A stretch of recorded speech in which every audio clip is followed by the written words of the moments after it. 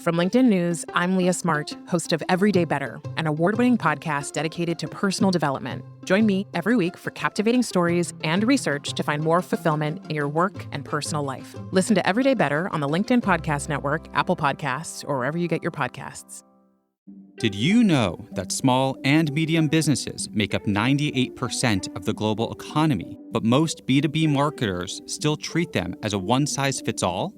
LinkedIn's Meet the SMB report reveals why that's a missed opportunity and how you can reach these fast-moving decision makers effectively. Learn more at linkedin.com/meet-the-SMB.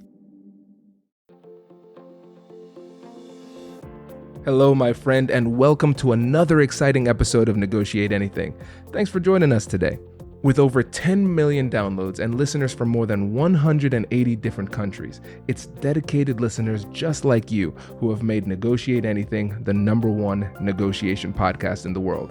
I'm your host, Kwame Christian. I'm a business lawyer, mediator, author, and the proud CEO of the American Negotiation Institute.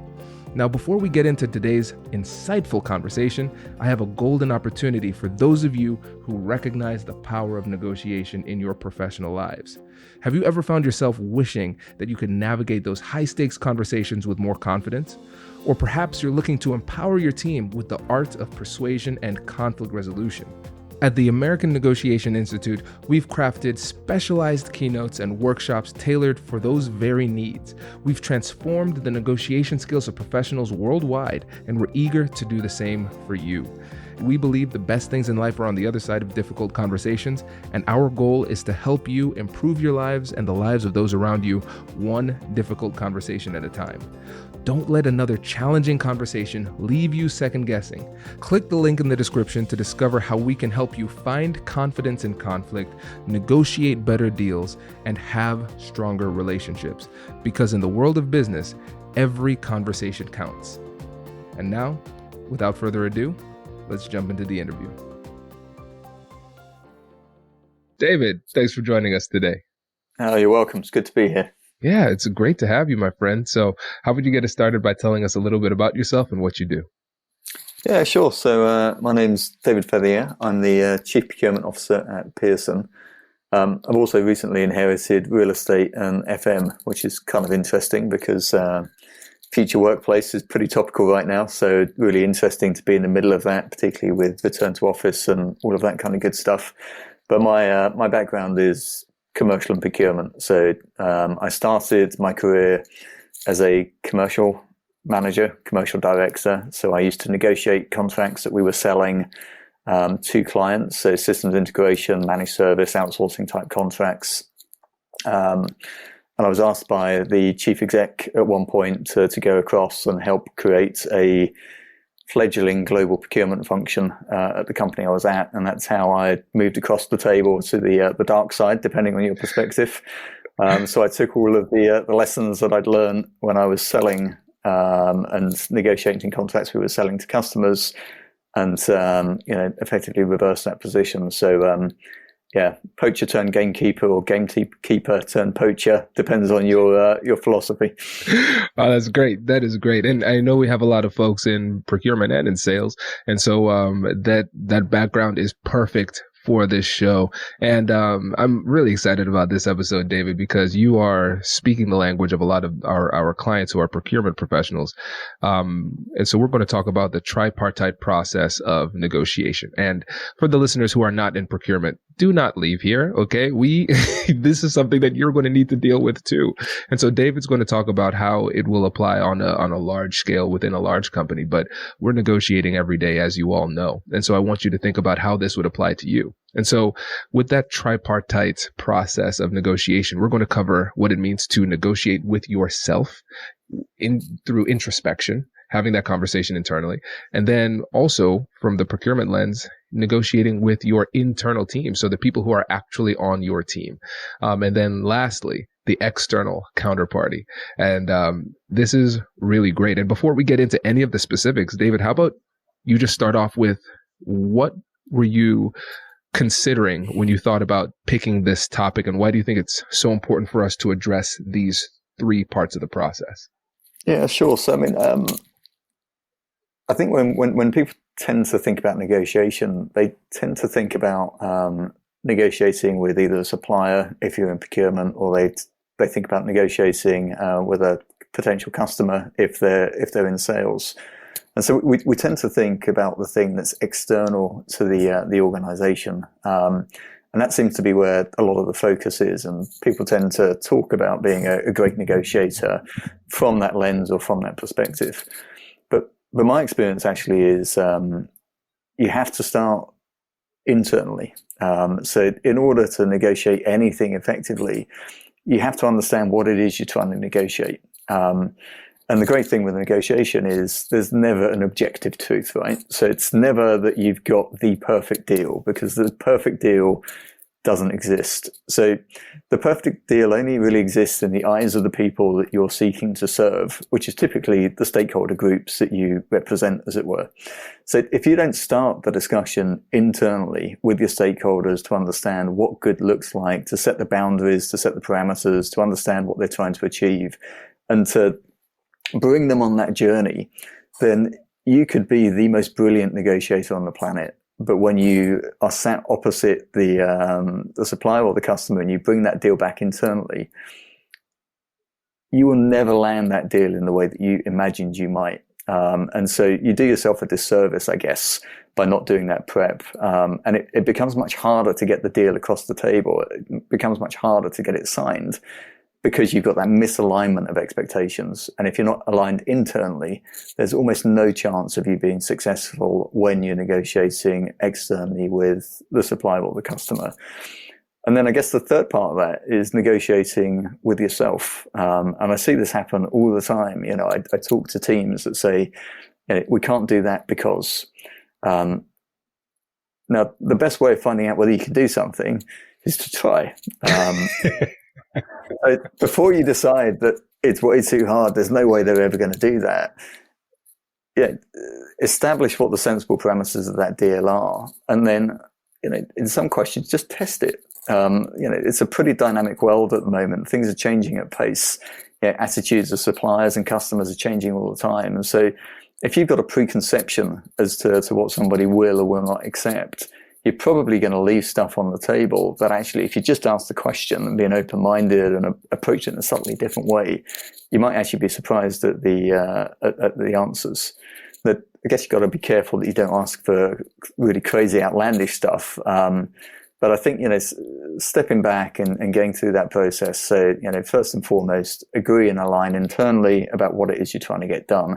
What does good look like? What does excellent look like? And what does acceptable look like? So that you've got negotiation parameters to go in with, and then make sure that as part of that, you are being true to yourself in terms of giving yourself the best possible starting point to be able to lead that negotiation, as opposed to defeating yourself before you even started. I think those things just really tee you up well to be successful. I agree 100%. And so let's go through this process step by step. And I want to start off with the one that I think most procurement people would say, don't tell me about this. I want to talk about the numbers, right? Let's talk about the negotiation with yourself, because I think there is a hesitancy that people have when it comes to having those difficult conversations with yourself and engaging in a little bit of introspection and self-reflection. So let's address that hesitancy. Where do you think that comes from? I think it comes from a number of places, actually. I mean, it's difficult to ask for things that you think are going to be to get a negative reaction. You know, it's why a lot of people don't like negotiating. It's equally why a lot of people love it. You know, if you know that asking for something is going to be very tough. I mean, let's take a really simple example. Your suppliers come back and they've said it's a 10% uplift this year, right? You can go back and you can negotiate that from anywhere between 0 and 10%, and you've achieved a good outcome.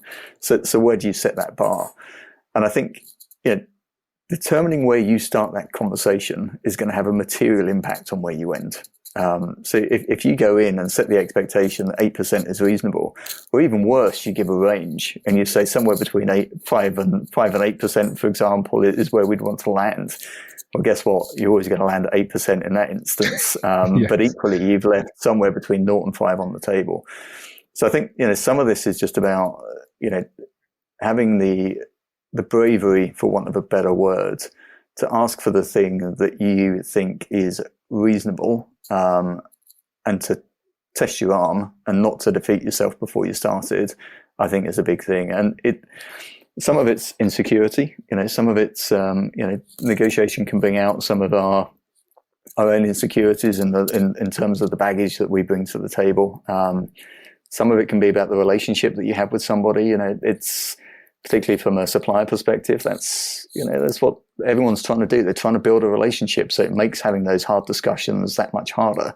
But if you can abstract yourself between the task that you need to get done, which is to deliver a good outcome for the company you work for, from the relationship that you have, and if it's a relationship that's worth having, you'll be able to use that relationship to smooth your way through this process, not as a reason not to have that difficult discussion, if that makes sense. Oh, it definitely does. And David, the thing that I love the most about your response is that you've addressed several things that could hold people back. It could be fear, it could be insecurity, it could be potentially even this just tricking themselves into believing that they don't have time to dig deep within, right? That's a convenient one. But the reality is we are all going to have different things that lead to our particular performance gap. There's something that's holding everybody back. And that's something I talked about in my first book, Finding Confidence in Conflict. You have to go through this process to figure out what it is for you, because it might be situational. Just in this particular situation, there's something that holds you back.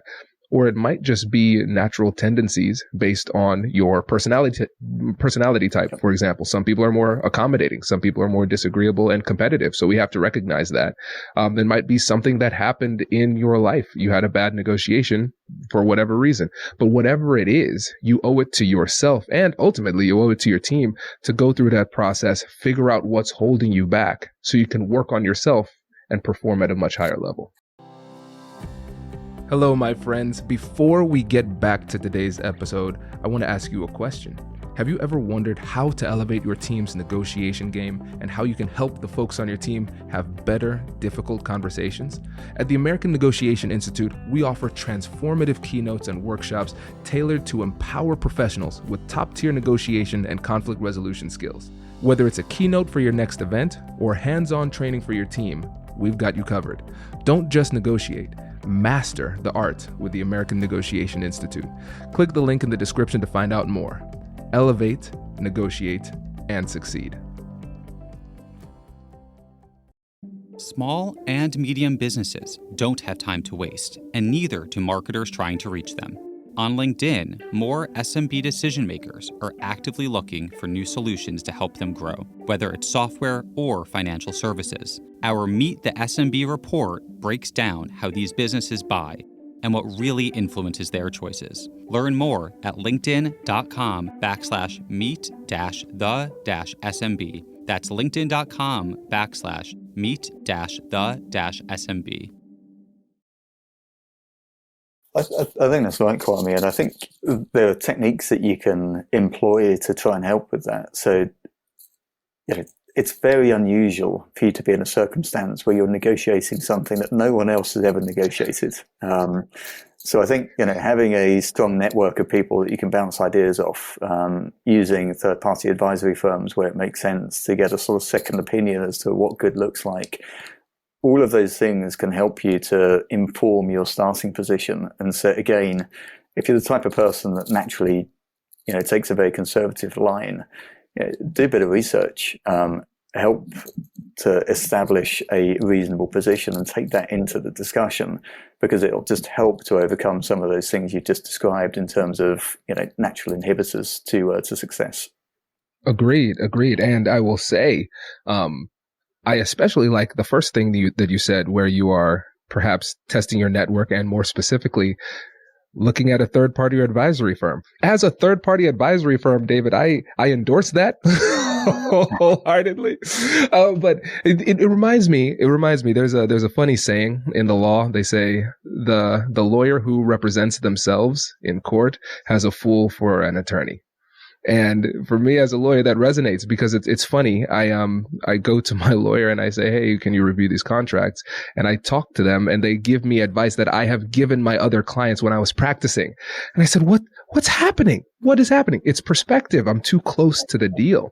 And so it's not necessarily that my lawyer has more business skills than me. They have a better perspective, which helps them to perform at a higher level in this moment. And so again, I think it goes down to having the humility to ask people on your team, people outside of your organization, whoever it is, just to get another set of eyes on this, because their perspective will be different and you'll get value from that perspective.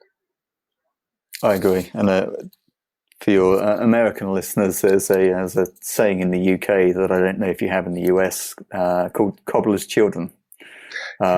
So cobblers are people that make shoes, and typically cobblers' children have the worst shoes. And it's exactly the same point as you're making about law. Sometimes you're just too close to this stuff to actually benefit from the expertise or advice that you would typically dispense yourself. Absolutely. No, this is great. And now let's use this as an opportunity to transition into the internal negotiations. And so I know this is something that within the company, to be more precise, and I know this is something that our audience in the procurement world will be very familiar with, but let's just first set the stage what you mean by that for the audience who might not be as familiar with those dynamics. Yeah, sure. So, I mean, typically, as a procurement function, you're really an enabler or a supporting function, if you like. So it's very rare that we're buying things for procurement. I mean, it does happen, but for the large part, you're buying for and on behalf of the company. You're supporting stakeholders to procure goods and services, as it were. And so the starting point for that journey is typically you take receipt of a request. It could be a conversation, could be something else. But typically you're starting with I need to buy this thing. And that's really when the negotiation starts. It's really when you start to understand what it is that they're trying to buy. And that understanding is really important because, we talk about an influence curve, for example, within procurement. If I come to you and I say, I want you to go and buy me this exact pen, then you straight away eliminated most of my negotiation levers because it's very specific. Whereas if you came to me in an ideal situation and you said, I need to write something, can you find me an implement to get that thing done? Then you're starting with a much broader position where then you start to say, okay, well, let's work out the requirements. It doesn't need to be in ink. Could it be in pencil? Does it have to be, you just run through the characteristics of the thing that you're looking to buy. And that's really the start of the negotiation process, if you like. It's working out what it is you need. And the broader you can make those requirements, the more likely you are to be able to really impact the outcome of those negotiations, if that makes sense. And so a lot of what you're trying to do half the time is to unwind what somebody thinks they need. I talk about moving from specification to requirement, for example. Don't give me a specification, tell me what the requirements are, and then be open-minded about how we fulfill that, because that's typically when you give yourself the most levers, is when you can drive the most competition, and it's typically when you achieve the best outcomes. So, not all negotiations are created equally, but if you're starting from a relatively open perspective, that's one way of doing it. You have other scenarios where there's very limited choice in terms of where you can go to for the fulfillment of this thing.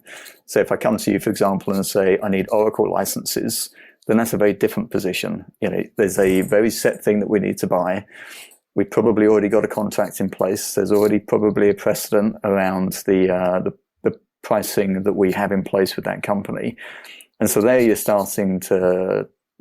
need to have a subtly different dialogue with the stakeholder. And actually, in some of those instances, it might well be, do we need to buy from Oracle, or is there an alternative that we could look at? So, don't assume just because you've already got something in place that you have to buy more of it. Start with that open question. If it is the case that, it has to be with a particular supplier, particular partner, and you may have a precedent in place, then you can start to think about other levers. When do we need to get this thing done by, for example? Can we use a year end or a quarter end to drive the negotiation strategy so that it applies the pressure on the partner?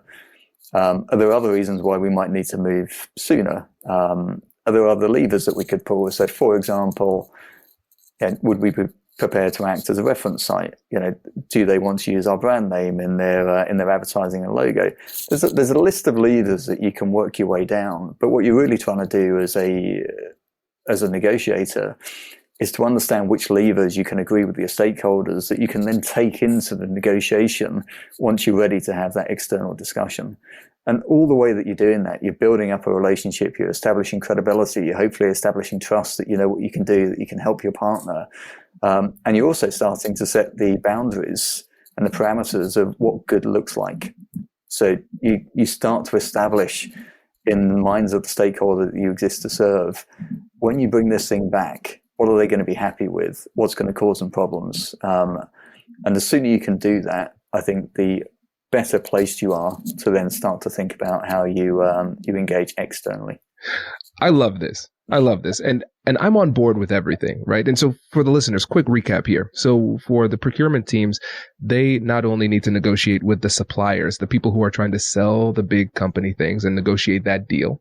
They also have to negotiate internally with their internal business clients or the business units to figure out what it is they want, why they want it, and then align on a strategy that they can use when they have the external negotiation. Now, this is what's interesting before we get into the specifics of this, because in my experience training procurement teams, they often say that these internal negotiations with the people who are actually within the same company are the most challenging negotiations for them. So what is it about these negotiations that make them so difficult? Well, I think it'll be different in every company. So, I mean, in some instances, it's just because you're dealing with particularly difficult stakeholders. Personality comes into negotiation. I mean, ultimately, negotiation is a people-to-people discussion. And therefore, relationships, the way you build rapport and there's that whole interaction with stakeholders can be challenging in itself. Equally, it can be an enabler. But effectively, a lot of people struggle just from a personal perspective, not having the right interpersonal skills or knowing how to build that relationship in the first instance. Assuming you get past that, you're typically in a situation where you're supporting a stakeholder that knows more about the thing that they're looking to buy than you do. And therefore, to some degree, you're on the back foot. You have to earn your right at the table. You have to demonstrate how you're going to add value to this thing that this stakeholder probably thinks they can buy themselves. The reality is we all buy stuff every day, and therefore you'll never meet somebody that doesn't think they're a good negotiator. Most people think they can do this well. And I think, therefore, one of the things that you have to unpack and work your way through is overcoming that resistance and being able to demonstrate how applying the techniques and tools that you're going to bring to the negotiation strategy is going to help them achieve a better outcome. And that typically starts with having enough humility to accept the fact that they know more than you do about the thing that they're looking to buy.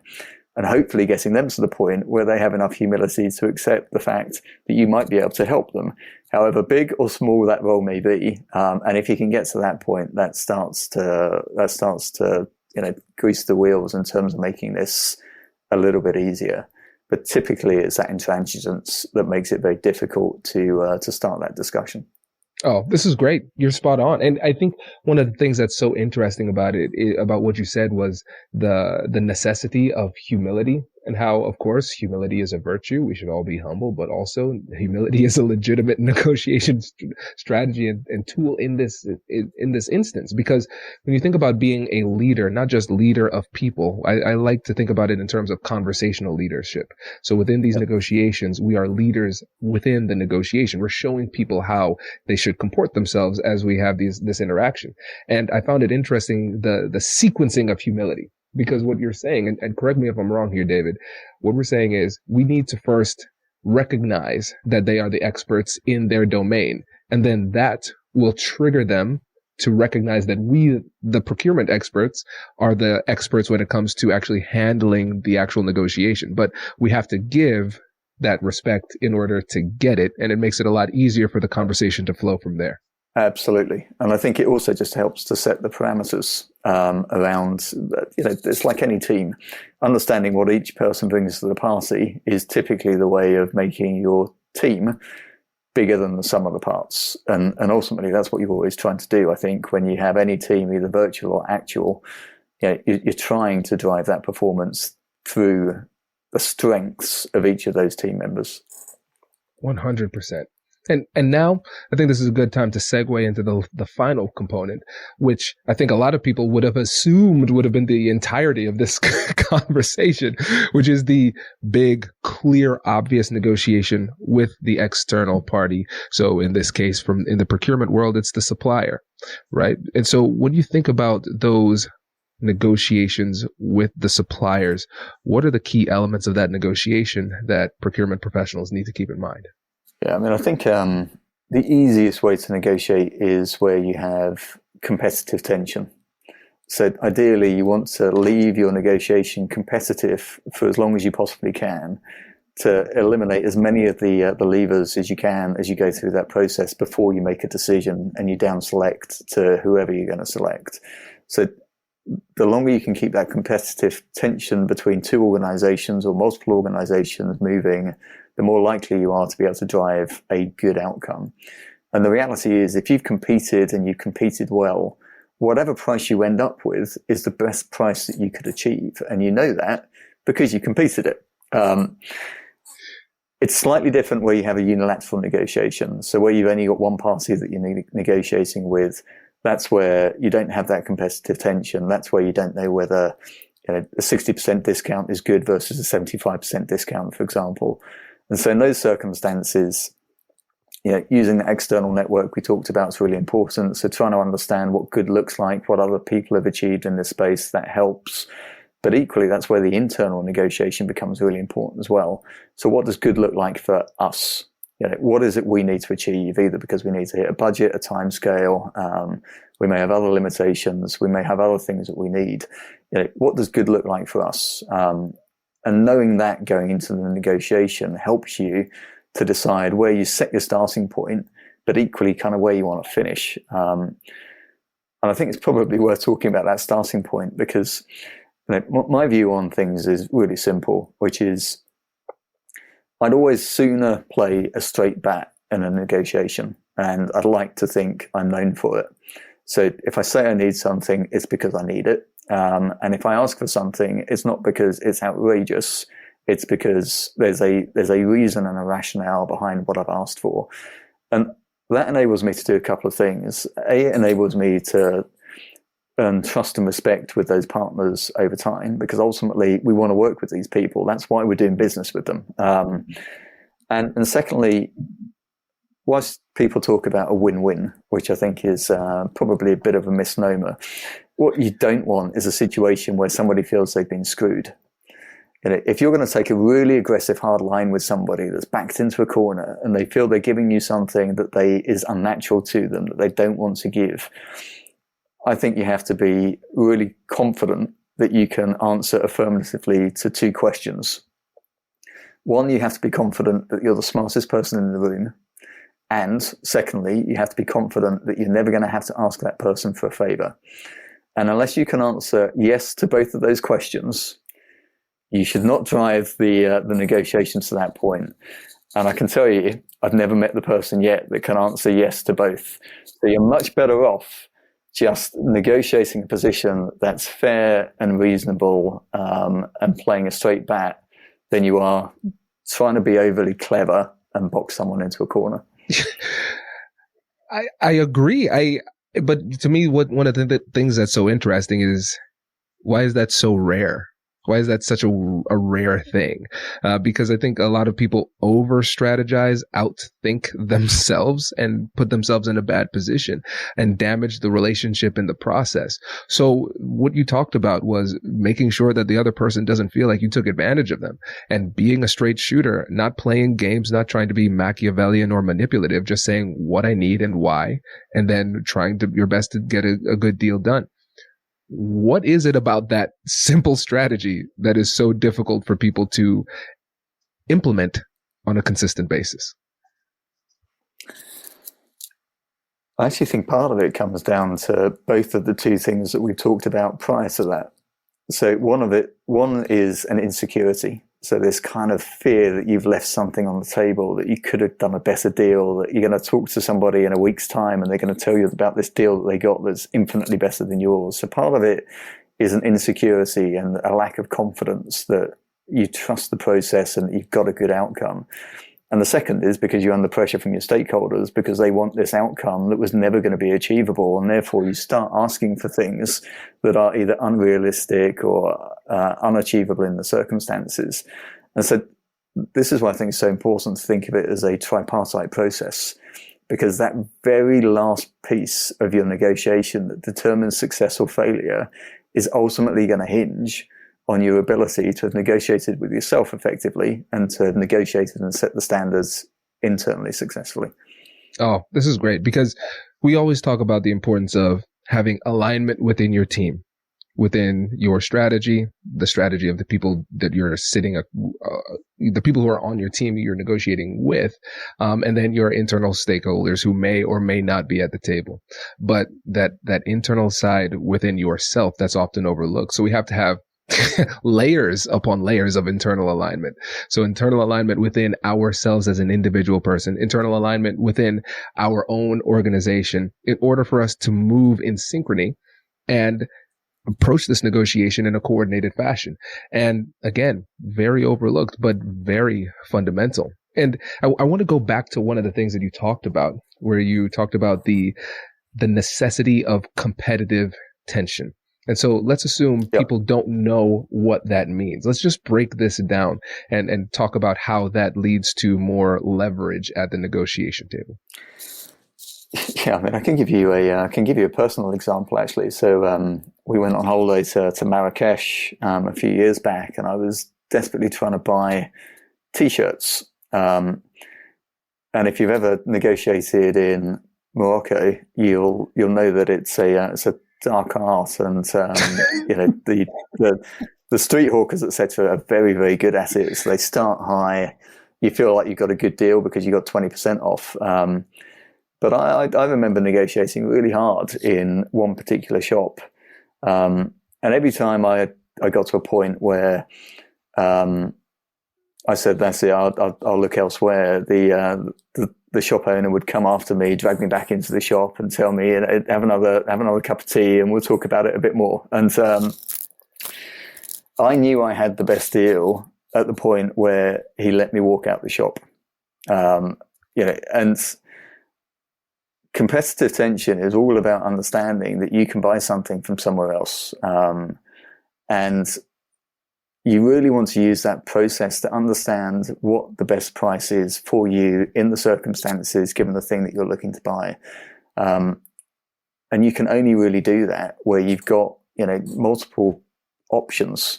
And I think that it's something that people overlook too often. They close their options too early in their negotiation cycle before they've closed out all these parameters and before they really understand what good looks like. At that point, you're stuffed. In that instance, I buy my T-shirt in a shop. I think I've got a good deal because I've got 20% off. I'm sat at the bar later that night and someone else has got 55% off because they negotiated harder and better than I did. And that's buyer's remorse, right? And that's, it's your question earlier about why do people drive these hard positions? Sometimes it's just they're poorly informed and they just haven't trusted the process to arrive at the outcome. Oh, this is so good. This is so good. And it shows the benefit of keeping your options open, because there are several places where power can come from, leverage can come from. Sometimes it's time, sometimes it's relational advantages. But one of the key elements to analyze is, what are the options on the table? What options do we have? And how can I approach this negotiation in a way that keeps as many options open for as long as possible before I give them that big tell, hey, you're the one I'm going with? Because that's when the leverage shifts ever so slightly, but it does shift in a significant way. And it also shows, again, why it's so important to have that alignment, because what ends up happening a lot of times is that your client, your internal client, the person that you're buying for, they have fallen in love with a supplier. No, David, you do not understand. I only get pencils from this company. Nobody else makes pencils in the world. And so you have to have a negotiation with them to have them comfortable with even opening it up and considering other options. And again, if you don't have that internal alignment, then you put yourself in a bad position actually during the negotiation. So I think that story does a really great job of tying everything together. David, I feel like I could talk to you about negotiation forever. This has been a lot of fun. Before you go, I want to challenge you. If you could give the listeners just one more piece of information, a tip, a negotiation tip that they can take on the road that we haven't discussed yet on the show, what would that piece of advice be? I think it would probably be something around being curious and open-minded. So I think being open to different ways of solving a challenge is probably one of the best ways of solving for it. So I think when you get when you get too close to a problem, sometimes you imagine that there's only one possible way of solving the challenge that you're looking at. And oftentimes there are other ways of thinking about it, but it takes stepping back. It takes a bit of introspection, and it takes a bit of thinking about. And again, to the point about humility, sometimes it's okay to ask an open question, right? You don't have to pose the solution in the thing that you're asking for. Sometimes you can just say, I have this challenge. I don't know how we're going to fix for it because at the moment I can't see a path forward. And let the other side be a bit creative. Negotiation requires trust at the end of the day. It's something that builds as you go through a process in a successful negotiation. And the better you know somebody, the better they understand what you're actually trying to get done, the better place they are to help you. So I think, if there were one piece of advice, it would be, before you become too entrenched in a position, before you become too dogmatic about the thing that you're absolutely going to die in a ditch over, make sure that you've explored all the alternatives, that there's no other creative way of getting around this solution. And make sure you've asked the open question, this is the challenge I've got. How can you help me fix it? I love it. And the listeners will really appreciate that approach, because it's something that's critical to have in your negotiations. And I think if you consider everything that we've talked about today, if you go about doing exactly what you suggested in this negotiation process, but you're not curious and you're not open, it is going to be difficult, dare I say impossible, to reach those same levels of success with that mindset and that skill set. So David, really appreciate it, my friend. Before you go, let the listeners know again, remind them about who you are, what you do, and how they can get in touch with you. Yeah, sure. So my name is David Feavearyear. I am the Chief Procurement Officer at Pearson. You can find me on LinkedIn. I'm a massive advocate and fan of commercial and procurement. So I'm always open to meeting like-minded people. I think we have a responsibility as leaders to help shape the next generation of people coming through the functions, as it were. So, by all means, drop me an email, and if there's something I can do to help, then I'd be more than happy to. Love it, David. Thanks again for joining us. Really appreciate it. Thank you. Congratulations! You've just joined an elite club. By listening to a full episode, you're now officially on the Negotiate Anything team. So welcome aboard. What most team members do is they subscribe to the podcast because that allows them to automatically get the latest episodes of the show. The best things in life lie on the other side of difficult conversations. Keep learning, keep practicing, and keep getting better. Your relationships will improve, your career will soar, and you'll have the confidence you need to get the most out of these crucial conversations. Again, thank you for joining the team. We're excited to have you, and I will see you in the next episode. I'll catch you later.